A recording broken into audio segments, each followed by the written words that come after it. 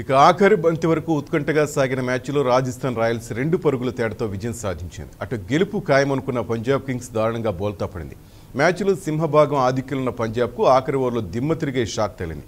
ఓ century మరో అర్ధ century భాగస్వామ్యంతో సజీవంగా విజయతీరాలకు చేరేలా కనిపించిన రాహుల్ సేన్ను పెద్దగా అనుభవం లేని ఓ కుర్ర బౌలర్ కంగు తినిపించాడు. పంజాబ్ను చివరి ఓవర్లో 4 పరుగులు చేయకుండా అడ్డుకున్న కార్తీక్ త్యాగి రాజస్థాన్కు అద్భుత విజయాన్ని అందించాడు.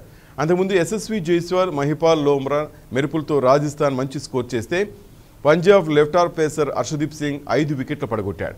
ఓపెనర్లు మయాంక్ అగర్వాల్, కేఎల్ రాహుల్ మెరుగైన ఆరంభాన్ని ఇచ్చినా 1 ఓవర్లో పంజాబ్ భవితవ్యం తారుమారైంది.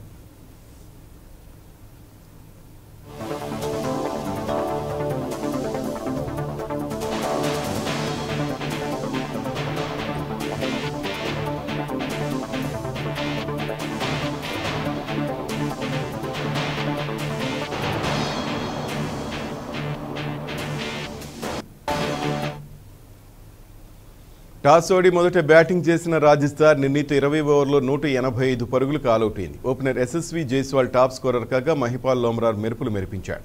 లూయిస్ జైస్వాల్ ఆరంభం నుంచే దూకుడుగా ఆడటంతో రాజస్థాన్ 5 ఓవర్లోనే 53 పరుగులు చేసింది. లూయిస్ను అవుట్ చేయడం ద్వారా హర్షదీప్ పంజాబ్కు తొలి వికెట్ అందించగా ఆ తర్వాత లివింగ్స్టోన్ సాయంతో జైస్వాల్ ఇన్నింగ్స్ నడిపించాడు. కెప్టెన్ సంజు శాంసన్ 4 పరుగులకే విఫలం కాగా లోమ్రా ఆకాశమే హద్దుగా చెలరేగిపోయాడు.